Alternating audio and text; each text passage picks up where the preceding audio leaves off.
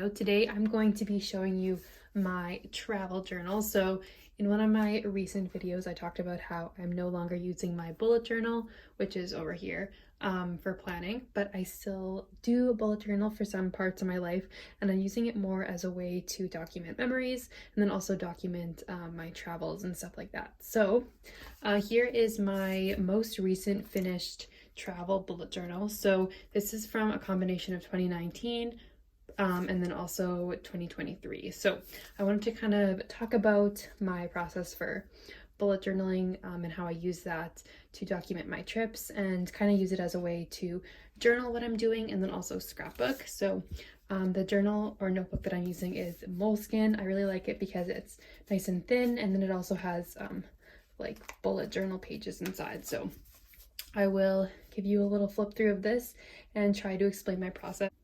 All right, so the process begins before I even leave for the trip. I like to do some research on where I'm going to be going and then find some photos on Google Images and print those onto photo paper so that I have something to use in the pages like this. So these ones I actually printed on photo paper, and then for the Panama trip, this is just on printer paper. This way I just have some extra photos that I can glue in while I'm actually in the place so that I don't have to do that afterwards. So photos of actual things happening during the trip are kind of a separate thing for me. This is just more so to document the travel part, and it's a little bit less personal, I guess, than like photos and stuff. So hopefully that makes sense.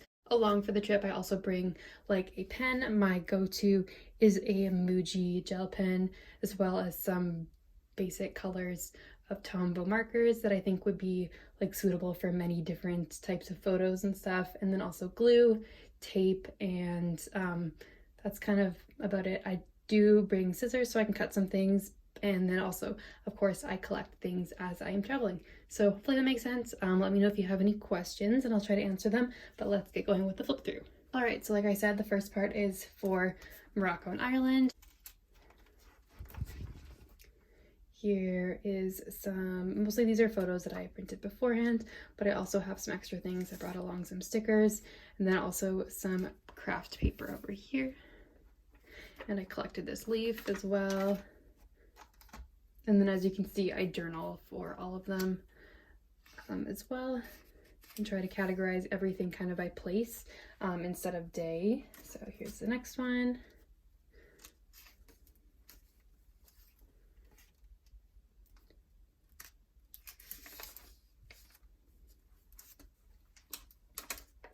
Some of the pages are sticking together a little bit. The photo paper is not the best quality.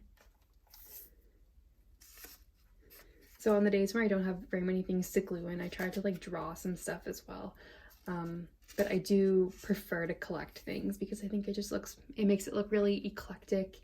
And yeah, so this is one of my all-time favorites. I used a Tombow Funasoki like calligraphy pen for this, which I think looks so cool in combination with the smaller text over here. So I really like this one.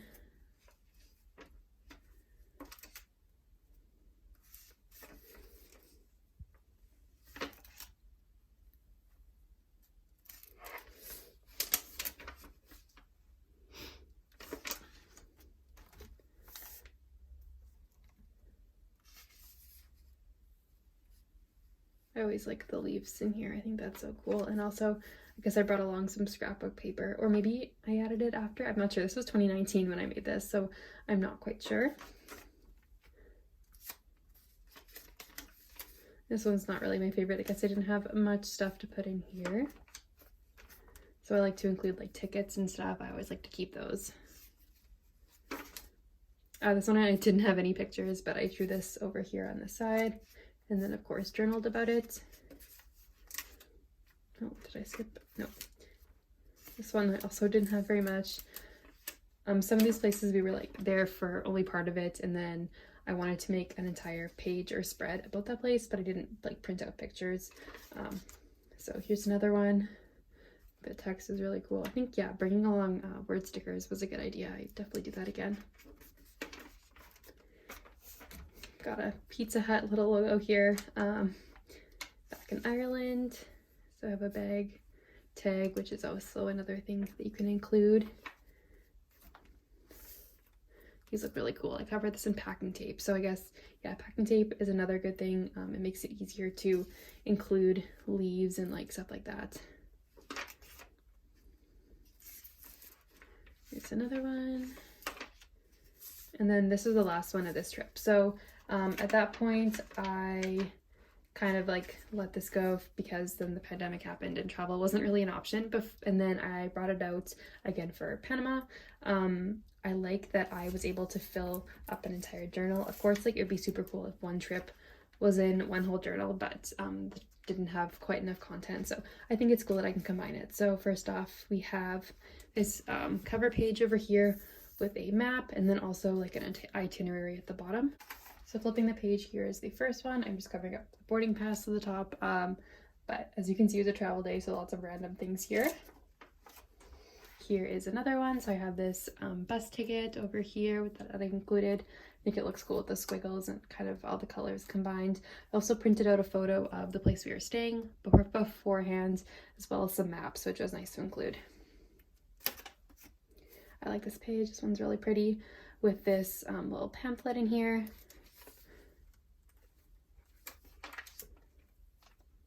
I guess I had some whale stickers and like shell stickers, but looks really cool, and some scrapbook paper. Yeah, I would highly recommend printing out maps beforehand because I think that's a nice thing to include in the moment.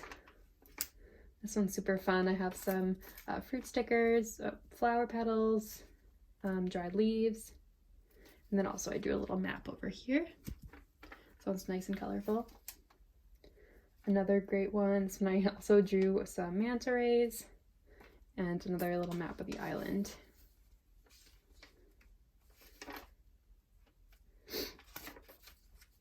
Also, it's fun to include little food, like wrappers and stuff in here just to kind of document it. I like this striped background. That's really cool. I would do that again with the text on top. Also, here I have a banana sticker, which is fun. Flower, receipts, bus pass, and I feel like I found this on some wrapper. I did not bring this as scrapbook paper along. Here's another one, Panama Canal. So lots of good extra tickets and stuff too. Here's another one. This one is kind of a combination of a bunch of things. On this side, we have a park that we went to, and then receipts, and then also traveling home on the other side.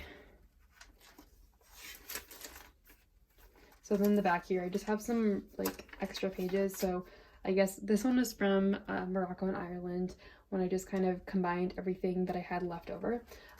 These have a little pocket in the back here where I store all the photos that I printed. So I have some extras. These are from Panama, and then also just some other pamphlets. So like, I'm pretty sure this was from Ireland, but yeah, I just keep that back here. It's really nice. And then I also usually put a like rubber band or hairband around here just to keep it closed while I'm traveling, but it's nice and compact. So I like that, that I can easily fit it into my backpack. And I just have this tab at the top over here with a sticker on it, just so I kind of split up the notebook. So I will be getting a new bullet journal, probably the same one as this, for my next trip that I'm going to. So that is my completed travel bullet journal. I hope you guys like this, and then it gives you a little glimpse as to how I'm continuing to bullet journal even though I'm not directly planning in it. So this is super fun and great for memories as a combination of journaling and scrapbooking. So thank you guys so much for watching, and I will see you in my next video.